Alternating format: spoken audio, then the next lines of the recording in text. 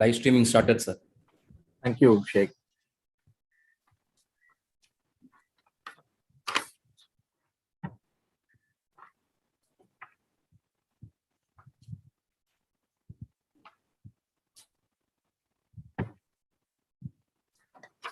Okay, we'll go ahead, Mali. Ambi, Yeah, is it okay? please. Prakash, good.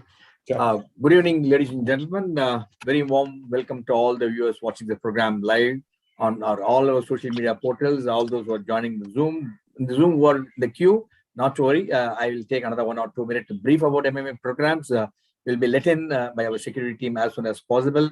All viewers watching the program live on YouTube, Facebook, Twitter, and MMA Radio. If you have any question, as usual, you will see the numbers on your screen. Please share your questions, and the distinguished speakers this evening, the panelists, kindly agreed to respond to all your questions. Please do restrict your question only to the theme what you are discussing. It could be anything about leadership and your business and corporate, but not outside the what is being discussed this evening.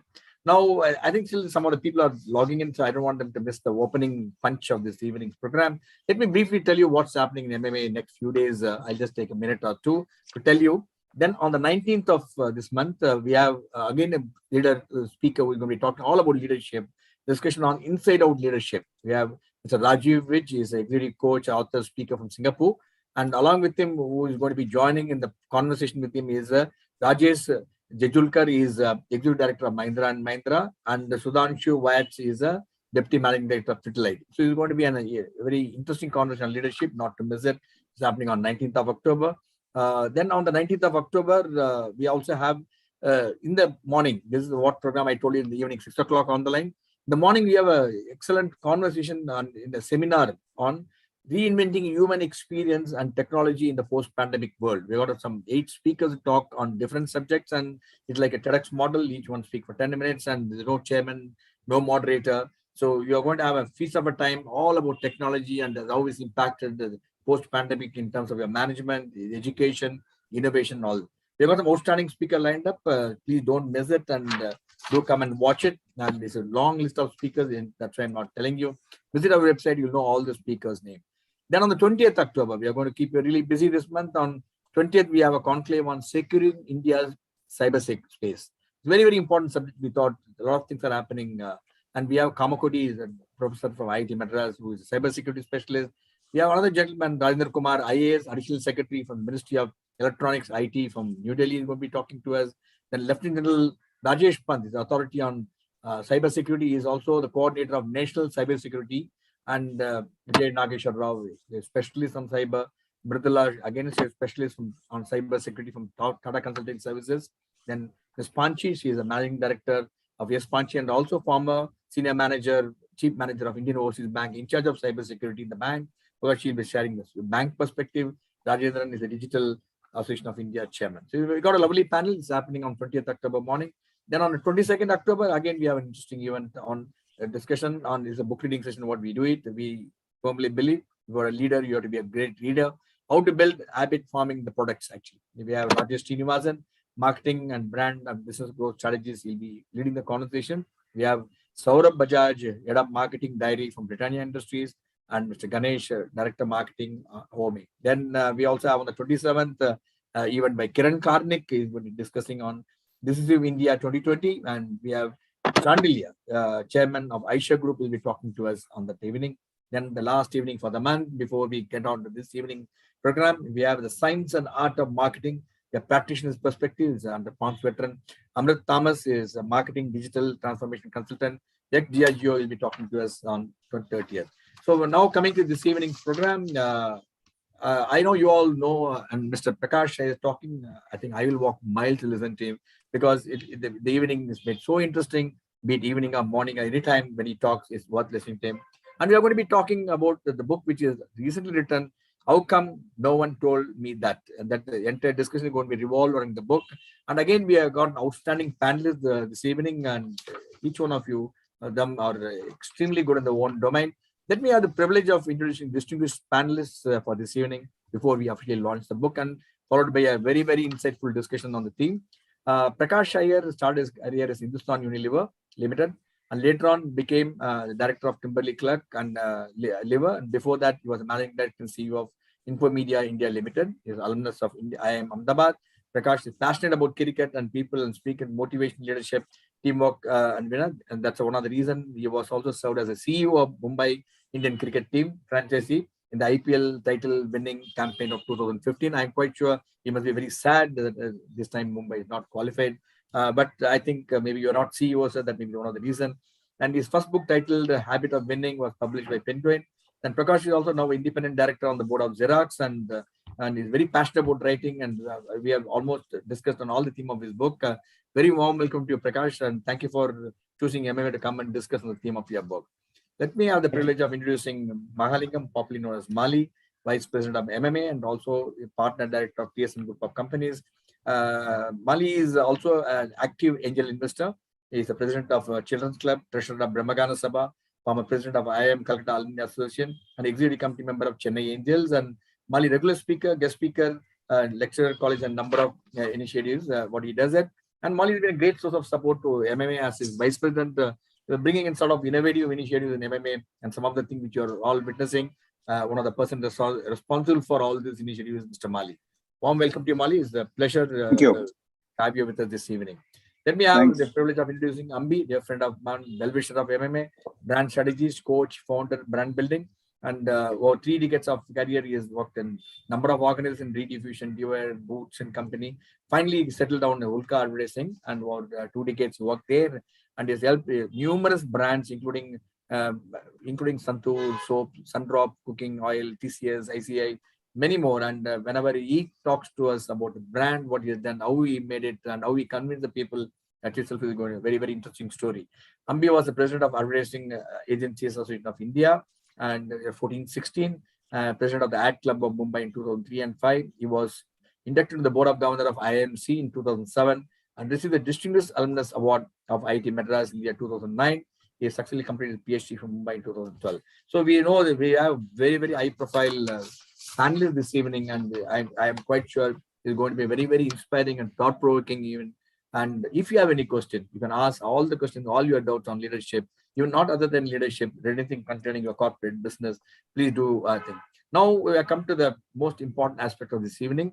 Let me have the privilege of officially launching the book along with the panelists this evening. May I have the book launch, please?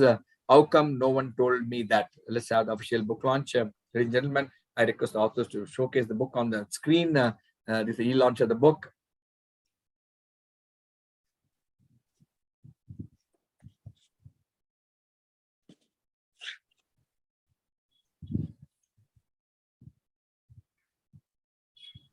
Love. Thank you once again. Many congratulations, Prakash, for bringing out another excellent book we are going to be really discussing this evening. So much of insights are going to be shared. Now, let me have the privilege of welcoming Ambi to really take forward this initiative, this discussion this evening. And we are looking forward, Ambi, Prakash, and Mali. Over to you, Ambi. Yeah, thank you. Thank you, Group Captain Kumar, for inviting me here. And it's always a pleasure to be with dear friend Prakash Iyer and Mali. Those of you who may not know, Prakash and I go back many years, and I was thinking of writing. I used to write those, very boring case study books. I think you're writing something interesting based on religion and consumer behavior. And I reached out to Prakash, and Prakash put me in touch with Anish Chandy at Penguin. And then I started, I wrote the book. And so, in fact, my journey into this genre of writing, which is what is called nonfiction business books, is really thanks to Prakash's introduction. So, always a pleasure. In fact, I insisted that he came and launched the book for me when we did that in, I think, 2014. So, thank you, Prakash, and look forward to hearing you.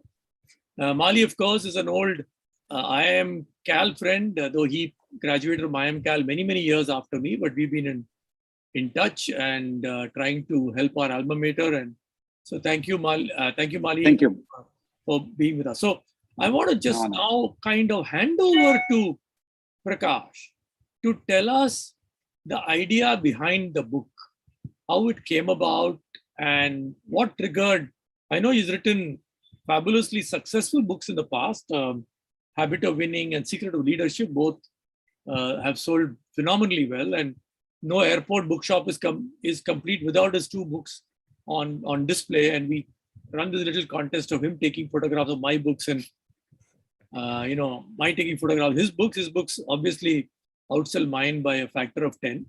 But that said, I was curious to know about the title of this book, how it came about, and what was the idea when he started writing this book. Yeah, Prakash, all yours. Thanks, Ambi. Thanks so much for all that you just talked about. It's such a, as I think about it, it's such a pleasure to have you moderating this discussion, because my mind does go back to 2014 when I had the privilege of sitting with you at that Crossword store in Mumbai, launching your book. So I guess a good reminder to all of us that, good deeds never go wasted. And you can always count on someone like Ambi to then go out and say all those nice things that he just did. It helps to have been an ad man in your life. You tend to look at all the good things that there are about the brands that you're working with, I guess. And to Mali, thank you so much for being here. I really appreciate your taking the time to be on this conversation. And both you and Captain, as people who are spearheading the MMA initiative, such a pleasure to be back here. I have very fond memories of speaking at MMA events. Unfortunately, this time I'm not going to be there standing around and being able to talk to all of you at the end of it in flesh and blood. But I guess we've all got used to the idea of being online. And of course, if there is one line that we all love listening to online, it's the one about, hey, you're on mute, right? So as long as, we know now we are not being muted, and I'm going to count on Ambi to ensure that. Prakash, that is a chapter title for a future book. Hey, you're on mute. Yeah, very clearly, very clearly. And if you don't write it quickly, Ambi, there'll be 5 books with that title. So go for it. So I think this book is really about simple lessons, Ambi, that I kind of had learned in my life. And I thought, as I always do, that there are several simple things that we learn in our lives, and we learn it from other people that we might interact with. And very often, these are not lessons that they teach us in school and college. And as I look back on my career and I look at all those wonderfully smart young people I worked with, I often feel that school and college prepares us in several ways, and there is no getting away from the fact that we learn a hell of a lot out there. But I also feel there are several important lessons that we must learn, but no one tells us those lessons. And because no one tells us those things early enough in our careers, I just feel that we miss out on a lot that we should really be knowing. And that's how I started to put together some of those simple lessons, instances from my life, incidents that perhaps stayed with me, and said, hey, here's an interesting lesson.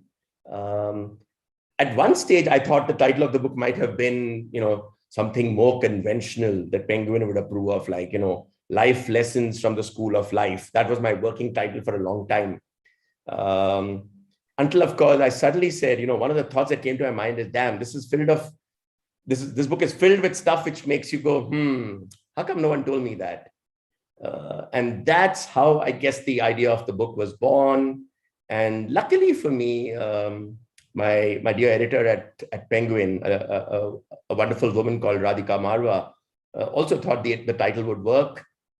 And she was as excited.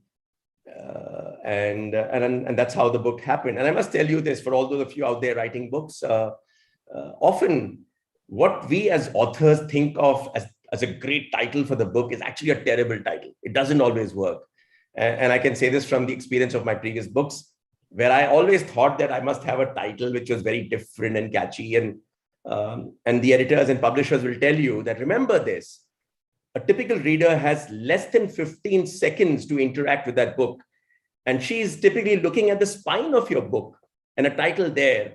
And our job as authors and booksellers is to make sure that that title makes them want to pick it up. It tells them what the book might have. It picks their interest and says, here's something I might want to know about. And therefore, if you make your title terribly exotic or, wow, it's a wonderful play on words, or it's an inside joke that you and your 3 friends will get, that's usually not a great idea for a title. So make it something which might work for the world. And I'm hoping that anyone who thinks of how come no one told me that might actually say, hopefully it's an interesting one that I want to know more about. That's how it happened. Great. Yeah, thanks. So, Mali, now coming to you, what is your favorite part of this book? Before I come to the favorite part of the book, Ambi, I just want to say a couple of things. When I started reading this book, I realized I could relate to almost all the 314 pages of it. I normally don't. And it fitted me perfectly because it was 2-3 pages. And I could read it over 100 sittings instead of 1 sitting or 2 sittings. And it took me back to college when it was cool to pick some books you didn't understand, but try and read them. There's a book called Uncommon Wisdom by Capra those days. I don't know if you've read those books. This was exactly the opposite. I wish I had read this book then and she had written then. Common sense and common wisdom, Prakash. Awesome. It's really, really... see, the part of the book, Ambi and Prakash, is, as I told you, I could relate to almost all of this. And I kind of wondered, I've noticed all this, but never been able to extrapolate it to a management thought like you have. And as you mentioned, if you could think to go to the extent of what the spine of the book should say, you really thought out not only the book, but how people should perceive it and buy it. Awesome. Really, really, really honored to be with you and Ambi on this. And thanks, Vijay, for this rare honor for us. It's really my pleasure and honor. Both of you, I'm lucky to be the non-author here because I can be dispassionately listen to both of you. Thanks for this anyway. The couple of things, you see, many of the thoughts I could really empathize with really well. One of the chapters in which it says, what will people think? That really kind of got me because a lot of people I made a career choice which was not very conventional what I did I had to get into family business, which is not what I wanted to do, but I never could think of what people will think. So that really fascinates me. And to Prakash, I have a question. Ambi, you could also give your views. In this, a lot of this is about long-term relationships and stuff like this, Ambi. So I would like to know how this fits into the current milieu of startups which build business to sell then to last, basically. Because there's a lot about relationships, long-lasting stuff, etc. That's curiosity question I had in mind. You could answer it later, but that's something I wanted to mention. And the thing about the Alteration, Tailor, and the Everest, all these appeal to me very well because we tend to take a lot of these things for granted and notice it and do nothing about it. Maybe at this late stage in my career, I might do some of it, Prakash, I should say. So this is what I like about the book and the sheer ability to relate to it, Ambi, and many of the things I mentioned. And I have that question, you or Ambi could answer it whenever, and your understanding of that, basically. How it fits into the current startup generation or startup companies, basically. Yeah, so I think, Prakash, do you want to tackle that right now and then get on with the rest of the book talk we have? Sure. I'll just try and keep it brief. I think that, 2 interesting things that Mali just spoke about. The first, of course, is this whole preoccupation that we might have with what will people think. And I just think that it's a good idea to remember that people have enough on their minds, enough to keep them busy, and they don't really have the time to think so much about you. And that's a good lesson to remember for all of us. It's humbling.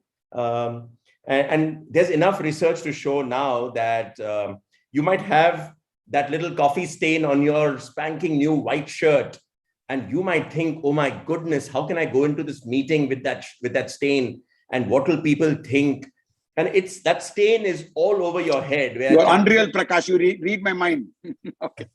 Where chances are, people don't really care. No one really notices that stain. So it's good for you to just forget about it. But the more important bit in that lesson, and this is born out of a story about a basketball player, Will Chamberlain, where you compromise your effectiveness just to look good. Okay? And I think that's a huge problem. Many of us will sacrifice our strengths, will not do what works well for us because what will people think? It might not look so good. So here's a basketball player who scored, when you have a free throw, instead of doing the free throw that way, he would throw it like a sissy, what he calls a grandma style, hold the ball in the waist and just throw it up. It worked. It worked brilliantly. He got lots of free throws. But the next season, he was back to trying to throw the way that professionals do, because what will people think?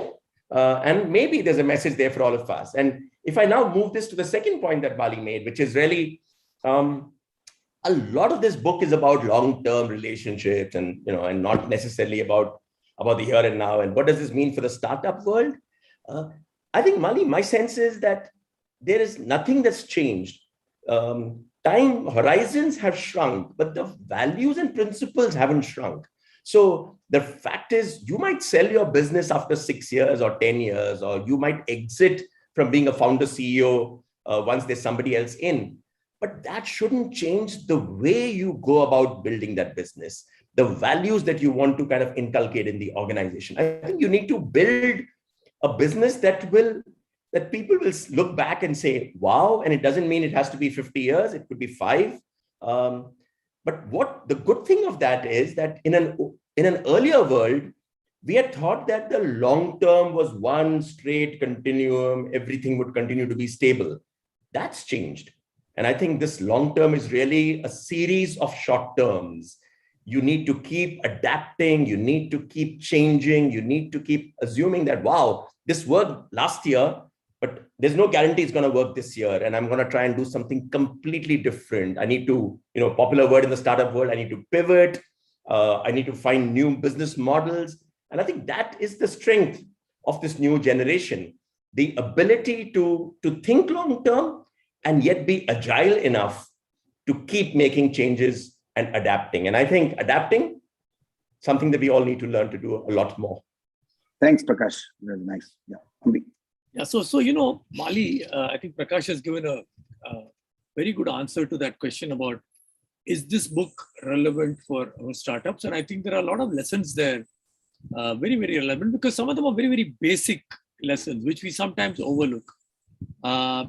The other point I want to make about how startups and big businesses coexist is that a lot of big businesses today realize that the speed and agility of a startup they can never get. So I'll recount a little story. A friend of mine told me he was in Cisco. He had sold his company and he had joined Cisco. And after 3 years, all the ideas he was saying, a lot of committees are asking questions continuously. So he said, look, this company, I cannot do anything internally. So what I want to do, exactly the idea I have, I want to leave the company, set it up, and 3 years, they'll buy it for $100 million. Exactly the same thing happened. All of us are doing this meeting on Zoom. The founder of Zoom was in Cisco, WebEx. He was one of the founders of WebEx. He kept telling them, look, you got to adapt your, app to mobile. They said, no. So he got out 8-9 years ago and created Zoom. So I think lessons which are here are valid, whether you're a big company or small company.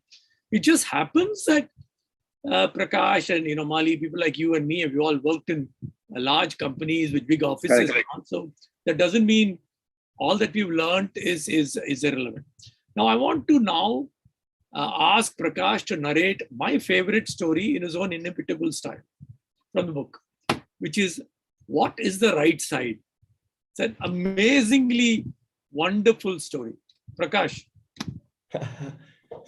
Thanks, Ambi. So this is a story that goes back many, many years.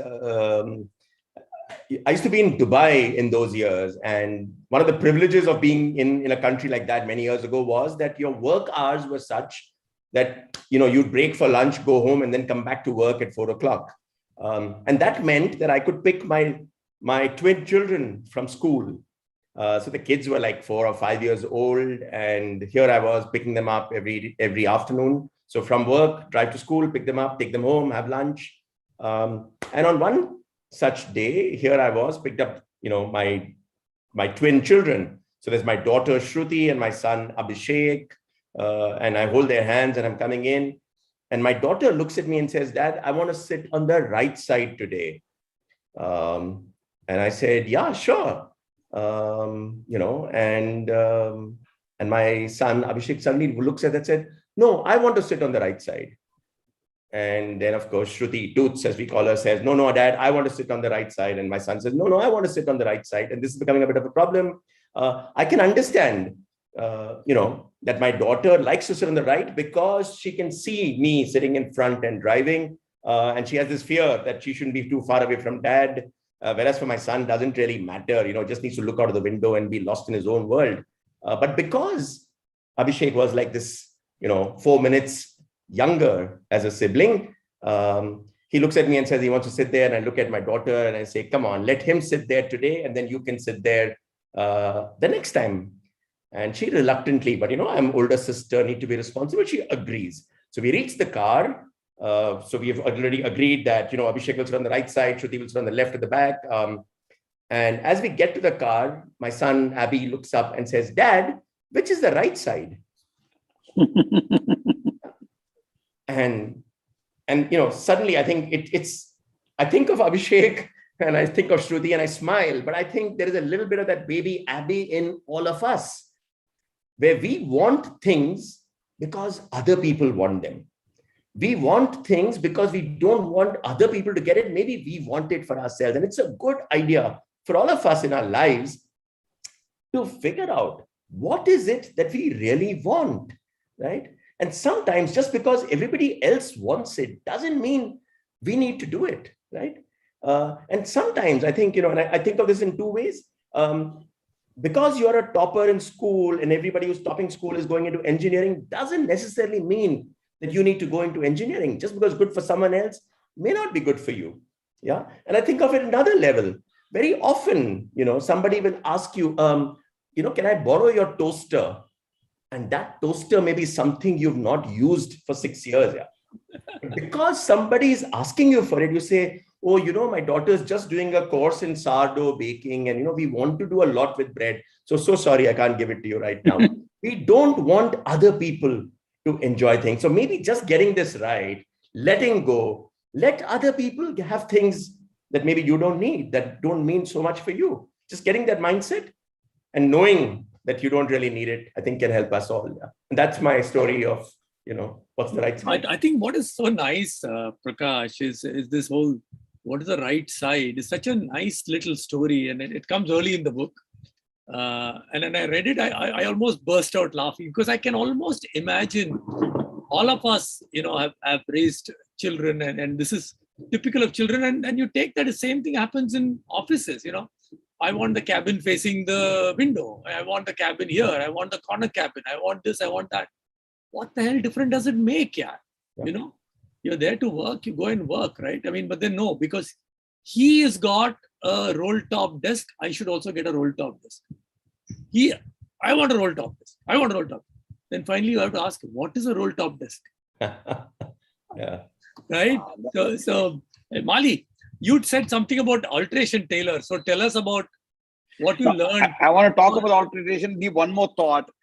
Just I'll come back to the alteration. Prakash, how you could convert a simple thing about a decision, which part to take on a walk, to thought on why no choice is great is awesome. I can tell you, it is so profound, so to say. Why we should not have a choice, so to say, many times in life, because I've gone through that many times in my life. The alteration tailor bit is also very interesting because I think many times small improvements we need to make and we don't notice it. And if we have somebody who can help us do that, it's great. How did you come up with that idea? It's really fascinating, actually. Yeah. So Mali, it's actually something that I read somewhere about.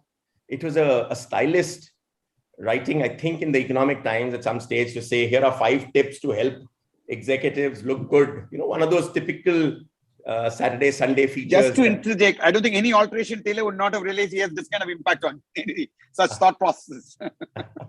So the alteration tailor, so as I read the stylist tips, there were 5 tips and there were, the most regular ones about matching the color of your tie or, with your jackets or the length of your shirt sleeve compared to where your jacket ends, or advice for women on, on a stole or, on Western versus Indian, how do you get the decision right? What really intrigued me or got my attention then was the 5th tip she had, which was to get yourself an alteration tailor. And she made a simple point that, we all buy clothes which are expensive, we buy ready-mades, and sometimes the sizes aren't right, or sometimes our body shapes change, and we need to do some alteration. And she said it's important to have an alteration tailor who can make those small changes for you, who can help make those small changes. Someone who can look at you and say, yeah, that trouser length, if you reduce it by half an inch, it'll fall better and you look much, much smarter. And I thought that was rare advice, interesting advice. But as I thought about it, it struck me that maybe we all need an alteration tailor, not just for our clothes, but for our lives. You need someone who will tell you what is it that you need to do to make that small change that will make you a lot better. What do you need to do differently? And we all need, it could be a colleague, a mentor, boss, spouse, friend, somebody who will tell you, you know what, you are losing your cool unnecessarily, or you know what, you're not listening. You are just responding before you listen. And maybe if you make that small change, you can become a lot more effective. So maybe that's what an alteration tailor is all about. Yeah, in fact, I enjoyed your podcast, Prakash, with Amit Verma on the seen and the unseen. I think that's titled Alteration, Alteration Tailor. So Mali, you go next. What do you want to talk about? Which part of the book fascinated you? Now, I mentioned that about no options. That's something which struck me as very profound, though it was a simple choice that Prakash made about either going around the entire path or going around 8 times or 10 times around a particular smaller path. That really intrigued me because it was so simple yet so profound, because it's a choice all of us make all the time, basically. Yeah. It's true for us, isn't it? And if you think about, the next great cricketer is not going to come from Mumbai. The next great cricketer is coming from Najafgarh, from Jharkhand, from small town India, lower middle class backgrounds.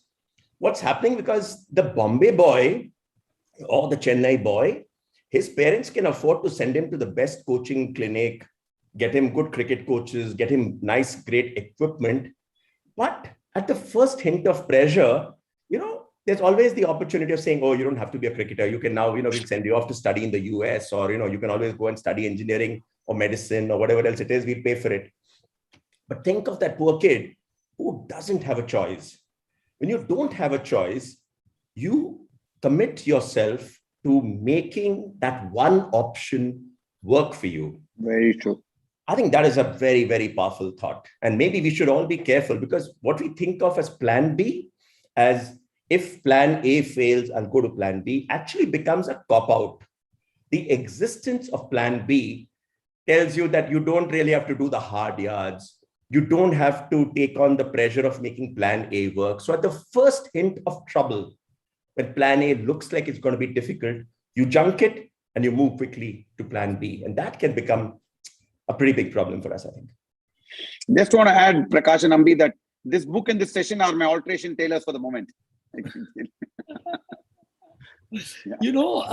Prakash,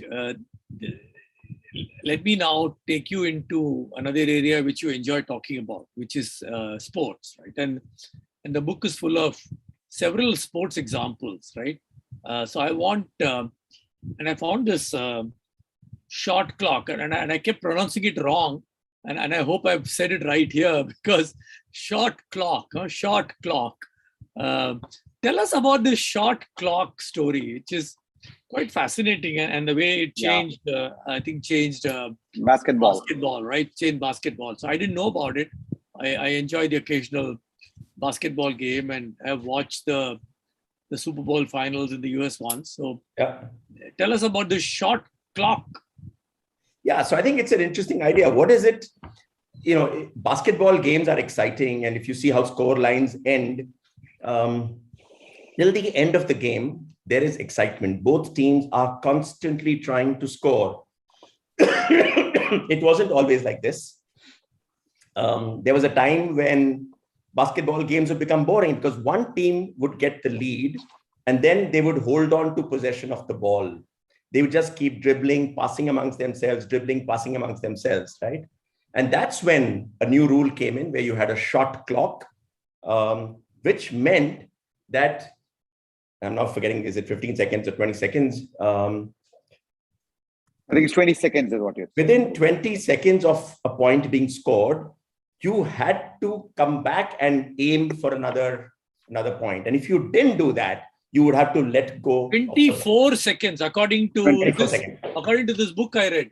24, 24 seconds. So I think it's a powerful thought that don't sit on your past successes. Just because you've got the lead, you can't be holding on. Basketball had become very, very boring because once a team had got the lead, they would not do anything at all after that. They would just hold on to the ball. And the introduction of the shot clock meant that it doesn't matter that you're in the lead. You've got to keep moving ahead.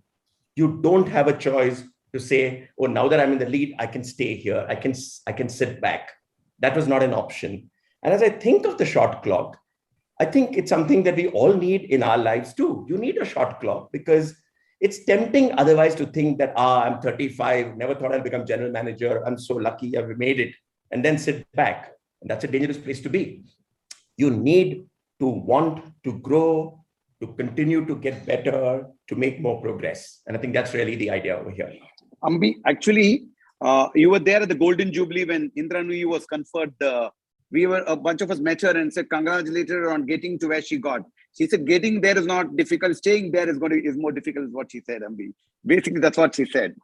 Yeah, exactly what you're saying, Prakash. Yeah, exactly what you're saying. I remember chatting with her. We were in the robing room. She was at the convocation. So I was asking her, at that time, just the previous year, people are baying for her blood, that she should resign, etc. Because I think Pepsi had missed a few numbers for quarters, yeah. And then they had done that very bad bet with their Super Bowl advertising, which didn't work. But then I asked her, how does this feel? She said, no, I think I'm breathing now. So that's what she said. It was good. Next story, which I want to tell us, is this story about quantity. So I think the nice thing about the book, Prakash, is that, there are stories which you pulled out from your something interaction with your child, something you did with your children, something you learned from, Mr. PM Sinha, something you learned from a salesman, that favorite, salesman guy who taught you that, he will pay the bill and not you or whatever, right? And then suddenly one chapter takes you to another level. You talk about some research done by some professor somewhere. And so I like this thing about quantity versus quality, which I think is an amazing story about that porcelain ceramic glass. Yeah. So tell us about it. I think maybe the underlying thought behind that story of quantity versus quality is, sometimes we are told as children some truths or homilies and we believe them to be completely true. And my point is, maybe it's a good idea to challenge that. So for instance, we all grow up being told that what matters is quality, not quantity. And I remember as a young brand manager, one of our most successful ad campaigns also had, like Lalita ji saying, "Main quality dekhti hu, quantity nahi, आधा kilo Surf 1 kilo Surf के बराबर है." So, this whole idea that quality is what matters. And I'm flipping that. And the story is really about a pottery class, a ceramic pottery class. At the start of the semester, the professor tells the kids that, half of you will be graded on the basis of the quantity of your output.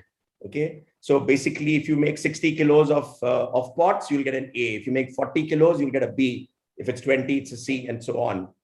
The other half of the class is told, quantity is irrelevant. You will be graded on the quality of your pot. So if you make a really exquisite, lovely pot, you'll get an A. If it's good, but not exquisite, B, and so on. So at the end of the term, one bunch of quantity kids come in and the other bunch of quality kids come in with their single product. And guess what happened? They discovered that the finest looking pots, the best ceramic pots that had been created, were pots created by the quantity group, not the quality group. So what had happened? The quantity group, because they had to make like 60 kilos or whatever, they just kept making pots. They made bad pots, they made lousy pots, but they got better as they kept making those pots. And by the time they were reaching the end, they were making some amazing looking pots. What did the quality group do? The quality group was focused on, I must make the best pot. So they were reading what the best pots might look like. They were being inspired by designs from other people. They were trying to do like 100 things to make the pots look good. That didn't really work. So I think it's a good idea for all of us to say that if you want to do something well, don't just get focused on saying, I must do the best thing. Just do it. Focus on getting it done. As you keep doing it, you'll get better. And, Ambi, you'll agree with this. If, for all those of us who think you want to write a book, what happens to us is we all start saying, I want to write a book, but I must write a great book. And therefore we are thinking about writing a great book, and we are reading about what a great book will feel like. Don't do that. Just write.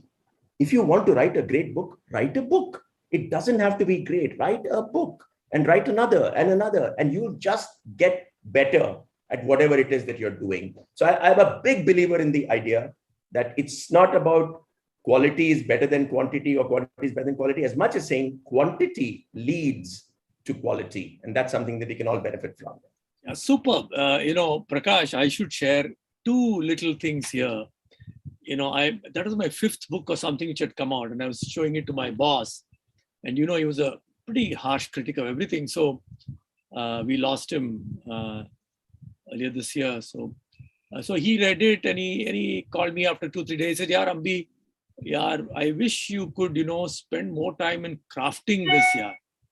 So I said, "Yeah, boss, if I spend time crafting my sentences, I'll be writing the 2nd chapter of my 1st book, not the 1st chapter of my 6th book."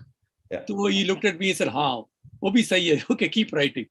The other interesting thing is when a good creative director, when a creative director is kind of guiding a young copywriter, the young copywriter writes one line and he thinks, "I've written a masterpiece." Creative director sends him back. "I will look at your first line after you show me 20 lines. Write 20 lines and then come and meet me." And that's again a discipline, right? I mean, quantity leads to quality. And that's nowadays youngsters, everyone wants to write a masterpiece. Everyone wants to write The Habit of Winning. I said, yeah, I want to write, my first book should be as good as Prakash Iyer's first book. May not be. The first book may be only as good as, Ambi's first book, which is fine, right? Don't worry. Go write. Okay. So amazing, yeah. I think that story you got from a kind of a scientific experiment, kind of is blended with these commonplace examples you've looked at about, someone cleaning the dirty jar with his nice hanky, which I think is part of the folklore. I don't believe it fully, but this is part of one of the Hindustan Lever folklore, which is, Dr. Ganguly did this, and Mr. Datta did that. So it's a bit of that, folklore. But theek hai. Mali, do you want to ask Prakash something next? Yeah. See, more than ask, I think both of you can weigh in on this, is that in search of the tiger, enjoy the journey rather than look at the destination is also a fascinating thought, even from a management perspective and a work perspective, career perspective, basically.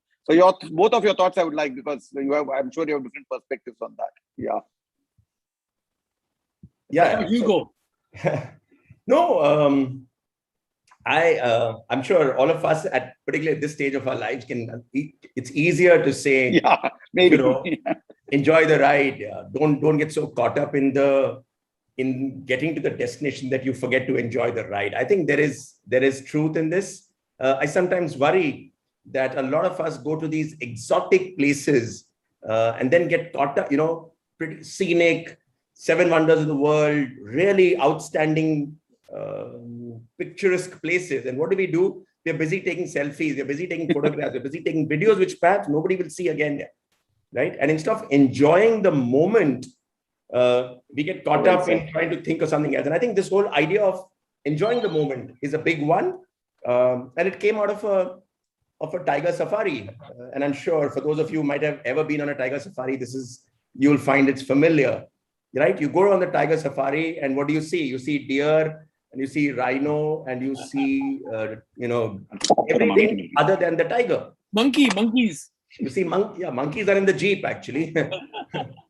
And what happens? And you come back and then somebody will tell you, oh, here are the pug marks, or wait, don't talk, I can hear the call. So all that happens, we don't see a tiger. And it happened to us. We spent like 3 safaris on a holiday, didn't see a tiger. But we had a great time. We saw a lot of other things. And, somebody said to us, so what if you didn't see a tiger? We had a great time. And I thought, that is so true. And maybe what happens to us is in our lives, we get caught up with saying that, oh, I must see the tiger. And because we don't see the tiger, we think we failed. We think it's been a not quite what it should have been. Versus saying, hang on, yeah, who cares about the tiger? I had a great time. And if I had a great time, that's all that matters. And maybe we should all live our lives saying, don't get so obsessed with the destination that you forget how to enjoy the ride. Ambi, your thoughts? I think that's the whole philosophy behind, whatever motorcycle maintenance or whatever, right? I mean, it's about enjoy the journey. Don't really worry about. And there's a OTT series I'm watching right now called White Lotus on Hotstar, where this one guy has gone on a honeymoon to a beautiful Hawaii resort, and he's just cribbing about the fact he didn't get the room he had booked, right?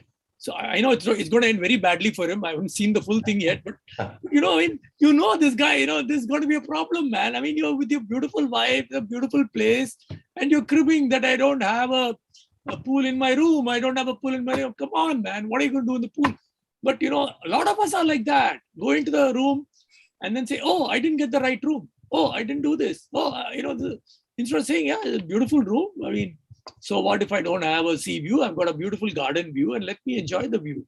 So I think that's... I must tell you, Ambi, I was talking to someone just the other day, a very senior industry person, and he was telling me about how he interviews people for his team, his A team, as it were. And he said, I usually, I hire for attitude. 8 out of 10 people who work for me are not from the industry. And then he said something interesting. He said, I usually start by asking them a question like, how was your ride to get here? Or, I hope you didn't have a problem finding this place or getting here. And he says that opening answer tells him so much about the person. And there are some people who will complain about the traffic and how difficult it is and how parking is such a challenge. And, and he didn't want to give it to the valet because, you can't trust those valets. They don't know how to park. They don't know how to drive. And he says, just listening to them, we all go through these experiences in our lives. And if you can learn to sit back and enjoy it and say, this is not the end of the world, and almost say, how was the drive? Oh, right. Oh, it was so much fun. I got so much time to think. It's almost like the gods were conspiring to say that here's time for you to think about what you want to say in the interview. So they had a big traffic jam for me, is a nicer way to look at the jam rather than to keep complaining and cribbing about what life serves up. So I think attitude does matter. Yeah, so I think for those of you here on the show, that is a bonus chapter that is not there in the book. That is a bonus chapter which you got the privilege of listening to, Prakash. The next, Prakash, I want you to, a lot of us, we live in a very toxic world, right? I mean, you post something and someone attacks you, and, I posted something about, that people are saying, why are you not blaming Mahindra Thar for the farmers who died because, it was a Thar vehicle which ran over those poor farmers. And then I said, look, then why not the see a tire? Because it was a tire which actually ran over. So we kind of get into this talk. And therefore, I thought that chapter on Hanlon's razor was really insightful. So tell us about this, the Hanlon's razor. In the last few years, I guess I've become a bit of a fan of this whole idea of mental models. And one of the models that's not, at least until recently, wasn't as well known is what's called Hanlon's razor. And what Hanlon's razor says is simply this: never attribute to malice that which can be explained by stupidity. Never attribute to malice that which can be explained by stupidity or ignorance. Okay.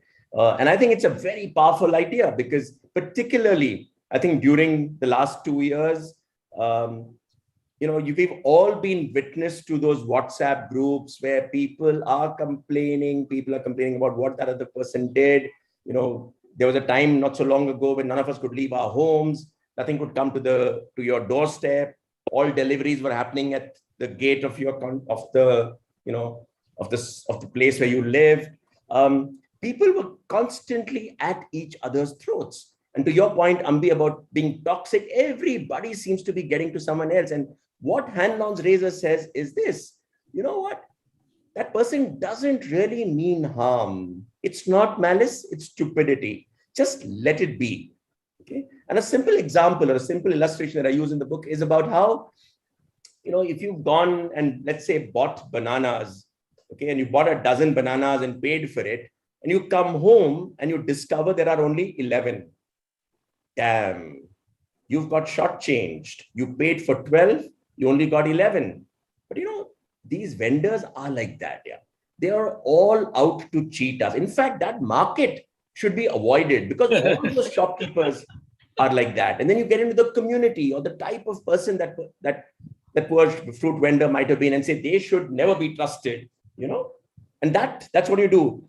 Chances are that the poor fruit vendor just made a mistake. Yeah. Instead of giving you 12, he gave you 11, and he's feeling so sorry that he might have done it, or maybe just doesn't realize he's done it. Right? If you can live your life by giving the benefit of doubt, not just to the fruit vendor, but to colleague, to boss, to HR, to spouse, to children, to neighbors, just assume that if someone does something to you which kind of gets you feeling lousy, tell yourself it's not malice, it's just stupidity, it's just ignorance. You'll be a happier person. Your relationships, I think, will be significantly better. Great. I think, we are opening up for questions, Prakash, and I've got one very interesting question from Sundarraman Chintamani. He is asking Prakash this question. I guess Prakash Iyer uses several metaphors for conveying profound messages. Let me qualify. These are simple messages, so there's nothing profound about them. Is it good to think, speak, act metaphorically to become a wise person, even if you're not an author or a speaker? So Sundar, I'm not sure if I don't think anybody would tell you that you must think, speak, whatever metaphor. I don't think that's the idea. But what I have found is two things. One, I think telling stories is pretty powerful. So if you want to get a point across to people, you can use a lot of theory and jargon and high-level concepts, but they don't always register with people who are listening. But if you tell them a story, there's a good chance that your message will stick. So I tend to think of it that way. And I think of stories, and sometimes, if you're lucky, you might find a metaphor that actually works. And it's not necessarily that you need to go looking for a metaphor. Sometimes they just stare you in the face. And maybe in my case, I look for the story and I look at something and I say, wow, what might this teach us? What message might this have for all of us? And in that process, perhaps I discover a metaphor or I chance upon a story. So that's what I'd probably say. And, I know, Sundar, you yourself are an expert at storytelling. So I, probably preaching to the converted, as they say. Yeah, so that was very, very good. Let me now ask a question, and then I'll hand over to Mali to ask his question. There is a story about this shoelace, right? So I want to ask a corollary to that story. You will tell the story about the shoelace, but the shoelace stopped coming unwind because you tied it in a different way, or did the shoelace actually became old and therefore it would have anyway not, become loose? Yeah.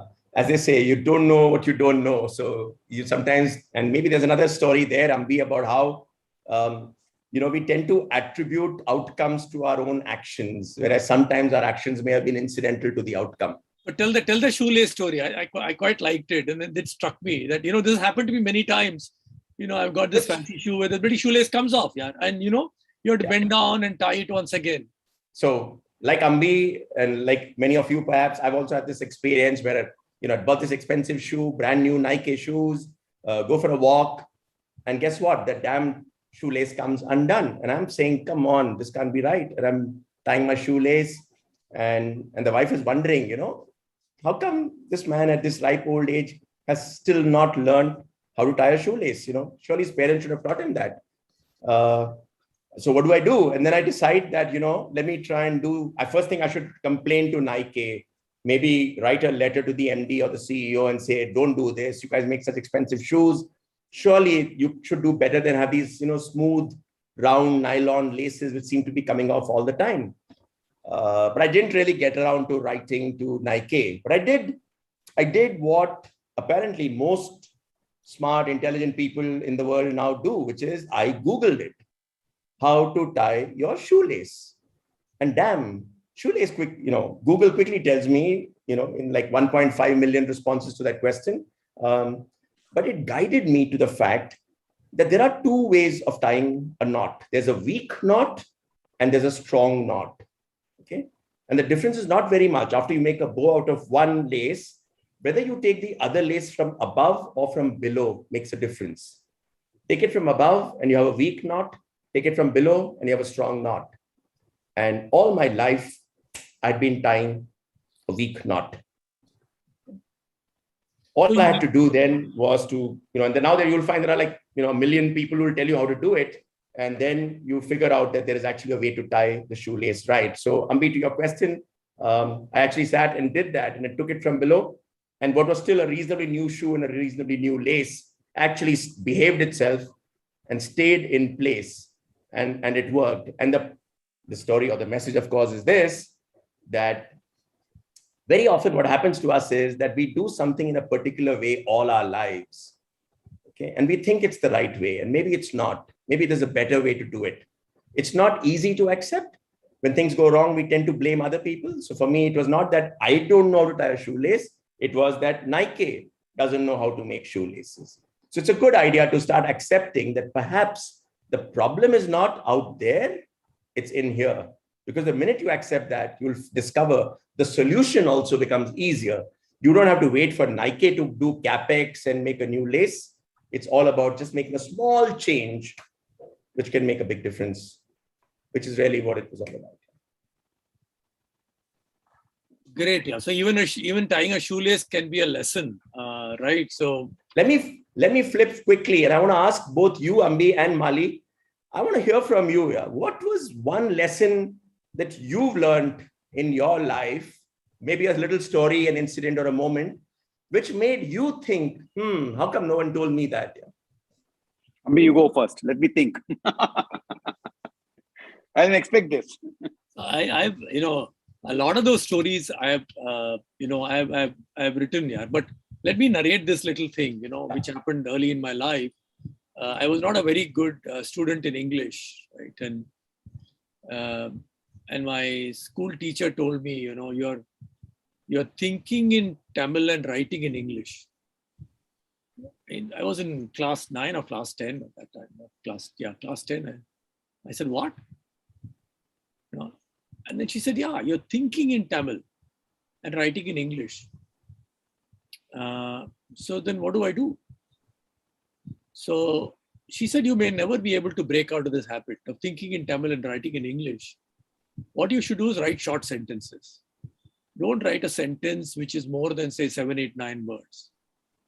And lo and behold, it worked. I mean, I ended up, improving my marks in English, and as they say, rest is history. But such a simple thing. If someone had told me this, when I was in class 3 or class 4, maybe I was, going through this crap for a long time, and then finally took my class 10 teacher to tell me that.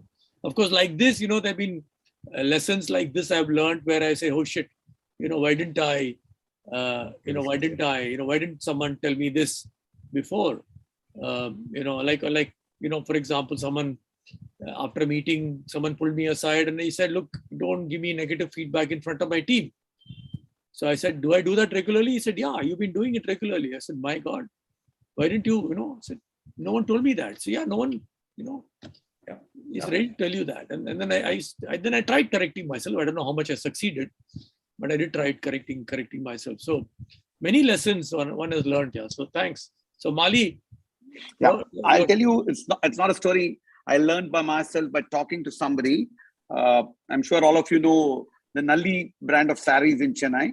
So Nalli Kupswami Chetty is a good friend of ours. So as soon as all these big discount stores which came around him Saravana stores and a lot of these shops. So I used to chat with him and his house business impacted. He said, yeah, it's impacted for sure because Nali stands for a certain price and certain quality connect basically.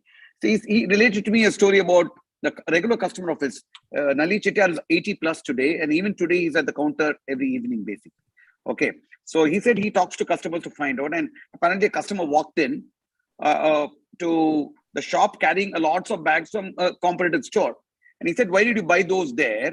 He said, "They are cheaper there." So he looked at all the items, and he said, except for one item, they were all either the same price or higher than Nali. He said the optics, the image that Nali had, and the image they had, I think the fastest moving items are the cheapest there, basically, that logic. So it's something it was a real insight for me that an image can be a cost for whatever loss of sales also. It's a lesson I learned that day. It's something, it stays with me, Ambi. I'm sure you relate to that also as a marketing person. Yeah. Very much, very much. So I think Group Captain Vijay Kumar is here. So I think he's running out of time. We got all the time in the world. Thank you so much for sharing that. Yeah, terrific story.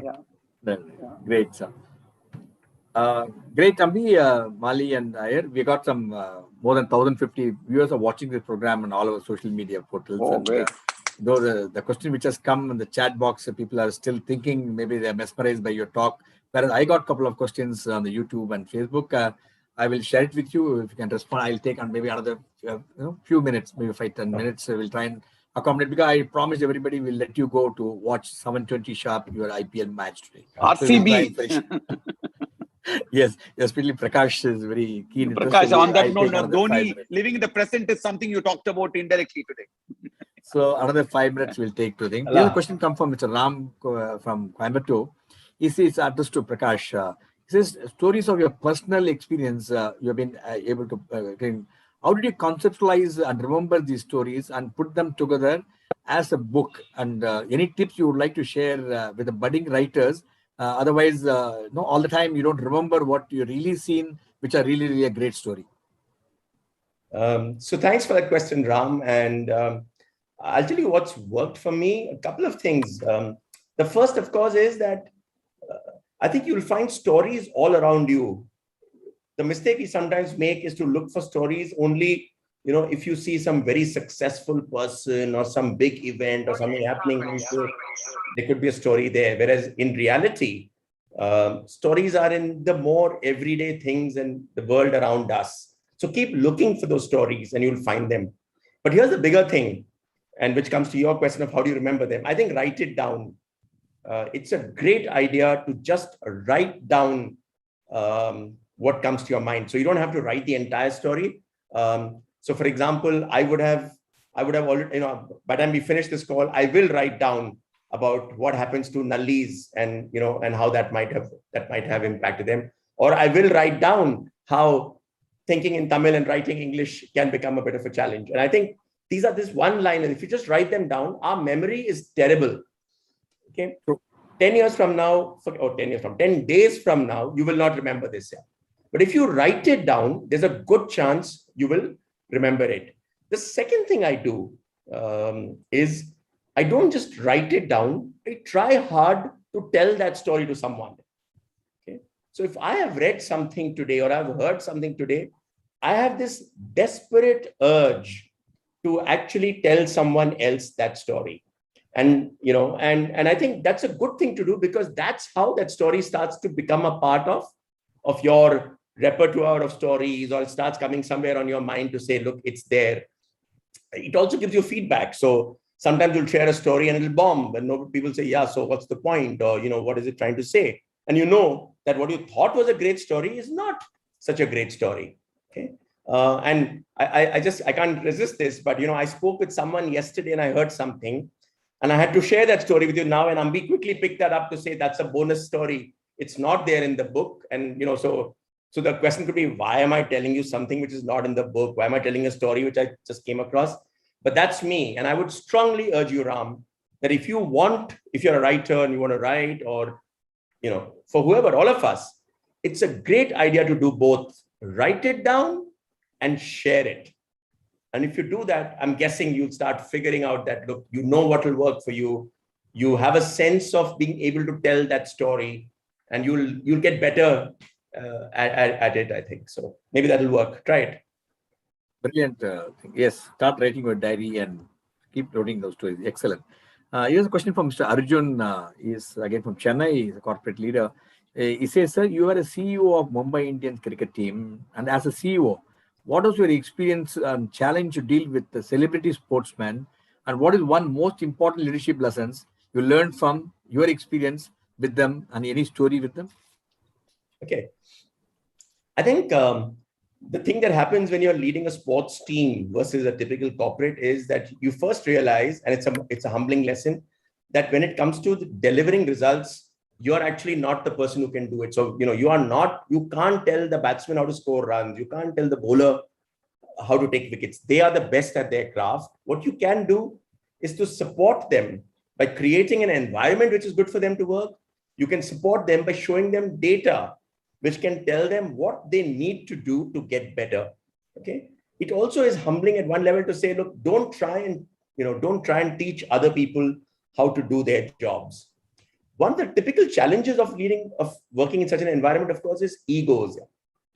And I think it's not a bad word. We tend to think of ego as a bad word, but if you're a sportsman, if you're a cricketer, ego is what drives you. Yeah? You have to be proud of your ability to do things. And therefore, when you have to, it doesn't happen, you don't see that in corporates as much. Failure happens every day. You could be such a great man. People have paid so much money to buy you in the team. So every time you go out and if you don't take a wicket or you're expensive, people say, look how much money we paid him here, right? It's a joke. The whole world, it's like, imagine if every employee in an organization had a price tag saying how much money the company pays him. And as a customer, you say, how can you say that? You're being paid so much money. How could you do this, right? It's a tough world.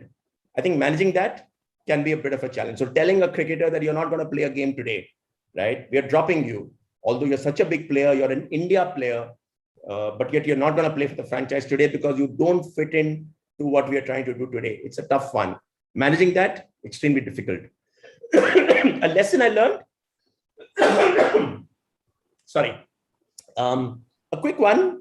For me, one of the more abiding memories from that stint was we were playing a friendly match. So the squad gets divided into two. So Mumbai Indian A versus B. They're playing a game, and one batsman who's in the middle suddenly needs a change of gloves. So he asks for gloves. Sorry. He asked for a fresh pair of gloves.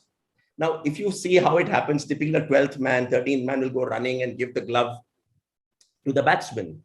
But on that day, nobody was looking. But Ricky Ponting, sitting in the dugout, could see it.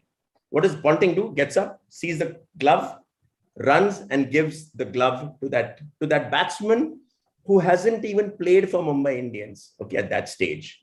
He's one of those, guys who's in the squad but hasn't had a chance to play. Imagine one of the world's greatest batsmen, Ricky Ponting, coming out and giving you your glove. Okay, I think it's a great lesson for leaders that you need to be able to come out of this haloed, my office, my cabin, my grade, my level, I'm senior, I'm so big, and start doing these small things which make your team say you're one of them. Yeah. To me, that is a great lesson. And I think Indians are not very good at it. We tend to be hierarchical, but it's a great lesson from someone like a Ponting. Brilliant, Prakash. Here's a question to Ambi. Ambi, you are a real, very known personality in the field of branding. What's your advice to entrepreneurs, especially startup, regarding how to build their brand? Is it a right decision to invest huge money in ads and brands, etc.? Because many startups today start thinking about the valuation in mind and spend on branding. So what's your advice to such as startups and entrepreneurs? I think I can see Prakash laughing there, but good one. You have to build your brand. And it is a myth to say that you need big money to build your brand. You can build your brand in stages. No one says that you should start sponsoring Mumbai Indians and put your logo on the right sleeve or left sleeve. No one is asking you to do that. Sponsor your local cricket team. Sponsor your local football team. Start small. Start in your town. Start doing your brand building in your town. See if it works. If it works, then take a proof of concept to a VC who's willing to sign a check. For example, someone like Mali. Say that, sir, we did this in this particular, in South Chennai, we did this. Our sale went up from 5 lakhs a month to 25 lakhs a month. And if you give us the money, we'll take it from 25 lakhs a month to 225 crores a month. Then someone like Mali will write a check. So build your brand small and then take it big. Don't, even the most successful, today Big Basket has been bought by Tata. They're very, very successful. How did they prove? What is the proof of concept? They proved that in Bangalore city, they can break even. When they proved it to the VCs that in Bangalore city, we can break even. And they broke even in Bangalore city in, I think, 2008 or 9 or 10 or something like that. And then they went to the VC and said, look, we can break even. Given a chance, we can break even. Now give us money. We want to build a brand nationally. And they did it. So, you need to go to a VC with a proof of concept that my brand works. And if you can prove that, then you will get the money. Right? Even the most people who are probably spending huge amount of money, VCs are not fools. Right? They know that inherently there is something in that brand which is worth investing in. So what is your proof that you can make money? Right? You can do that, spend the money, build your brand. Because without a brand, you're nowhere, right? Nowhere. Today, the big thing is that the power is shifting, right? All the restaurant owners are very worried because who owns the customer? Not the restaurant owner. It is some Zomato and Swiggy. As a restaurant owner, I don't even know whether Prakash ordered the dinner or Mali ordered it or Group Captain Vijay Kumar ordered it. So tomorrow, Zomato can switch off the tap and set up its own cloud kitchen and start serving that customer. That's why stock market is giving Zomato the value. We don't know whether it will continue this way, but that's my long answer to that short question. Thank you, Vijay. Thank you, Ambi. We'll take two last questions quickly before we wrap it up. And here's a question to Prakash. Here's also a question addressed to Mali. I'll get back to you, Mali, after this question. The question has come from an MBA student. He says, Prakash, sir, do you read your book reviews and how do you deal with bad reviews, especially when they are unreasonable? And they also want to know how to make ourselves good enough for the world which we are about to go into once we finish our graduation. The two questions, actually. Yeah. So quick one. I think I do tend to read reviews. And it's natural that if you read something good, you will feel good. And if you read something bad, sometimes you might feel a little bad. But I think I appreciate that, especially if there's someone who's got an idea or points out something which is a way to improve. So, never take it too personally. And of course, remember Hanlon's razor in any case. Yeah, if you feel something's getting really vicious about it, you don't have to worry too much. But I'll tell you something. I have found in some of the small things also that people will give you feedback because they care, right? And for me, that means a hell of a lot. So when someone writes in, takes the trouble to write in and gives you some feedback, I think it's such a nice thing that they're doing for you. And I just say, hey, thank you so much. And if it's something about they didn't like or they want to get better, I'll tell them that, hey, you know what? Still work in progress. I will try and get better. And to the second question, which is really around how do you prepare for the world ahead of you if you're an MBA student? I'd probably say a couple of things. Just keep learning. Okay? The fact that you will finish and you'll have an MBA does not mean that you're a manager or you've learned everything there is. It just tells you that you're now ready to go out and learn in the real world. So remain a learner. Okay. And if you can continue to learn and keep looking at the world, not as someone who has all the answers, but as someone who's looking for answers, I think you'll do extremely well.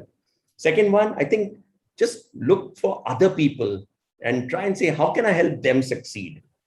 Don't try and keep looking at other people and saying, how can I exploit this person for my good? What can I learn from this person so that I can become better? Don't get too caught up in yourself. Just become the kind of person who's saying, wow, how can I help other people? And you'll suddenly discover that there are small things you can do to help other people but in the process, they also want to help you. They will start taking you under their wing. They will start helping you and saying, wow, let me try and also see if I can do something to help this person. I think become a learner and become someone who cares for other people. Become a good team player. Get these two bits right, and I think you'll be on your way to finding happiness. Great, Prakash. I think people should read Ambi's book on spring. I think you'll learn a lot. Good point. Yeah. Yes. One last question. It's addressed to Mali. Mali, sir, this is a question from Mr. Murali from Chennai. Sir, you are in a family business, which is a very, very popular company.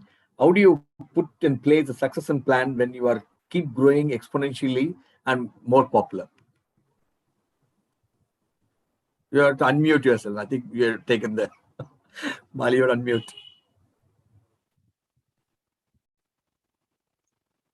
Sheikh, can you unmute him, please? Mali, you have to unmute yourself. Yes, sir. Yeah, okay. He's reading my mind. Okay. Now, our businesses, there are many parts to our business, specific to our car business, which is very well known. It's a family business. In other businesses, we have professionals who are partners in that. So the question that is begging, at least me and some of all the family, is being the nature of the business it is, and a lot of people getting funded and we're getting offers for acquisition and etc. because we are a brand and well known. We are in the process of figuring out what for the company first, then succession will follow automatically. That's the answer to Murli, basically. Okay, the many questions in the pre-owned car business which are rising because there are a lot of very well-funded companies which are competition for us. We are holding our own and doing well. So people either want to work with us or buy us out. Those questions are arising. So we will take that business is unique in that sense. Our other businesses which can be valued and sold at some point of time, which we run with the financial services business, etc. But specific to this business, which is popular on the front end, so to say, the business itself is in a flux. But normally succession planning would, in our case, has been third generation of family. It could become fourth generation of family. But we are expanding our management bandwidth with more and more people joining us, is what I would say. Basically, yeah. Thank you, Mari. I think we have come to the end of the thing. And I urge upon all the viewers watching this program, there's so many good stories. By them, you'll enjoy it. As Prakash said, you go and narrate these stories others, you'll learn a lot more. And thank you, Prakash. Thank you, Ambi. And thank you, Mali, for sparing your valuable time to join us this evening. And as a token of our appreciation, this is what we do to all our people who come. On your behalf, we present a couple of masks, 300 face masks and sanitizers, and all this we give it to the people. I think till the 100% vaccination done, this is what we could do it to protect the people around us, especially around the MMA area. And we also do on your behalf. You have been sparing so much of your valuable time. We do vaccination camp for them. We pick up a lot of goods to give it to the needy people. We do night tuitions, and we really pick up children, teach them English. All this we are able to do it on your behalf. You are the one who make MMA vibrant, and a lot of people come and listen to us because you are the wonderful speakers who come and speak regularly at MMA platform. Thanks to each one of you for sparing your time, and thanks to all the viewers watching this program live. And as I said, buy this book, you read them. All these members of MMA, keep watching, keep listening to good things in life, and it's going to be there. Thank you so much, and bye-bye. Good night. Thanks, Prakash. Thanks, Ambi. Wonderful talking to both of you. Thanks, Ambi. Thanks, Mali. Thanks, Captain.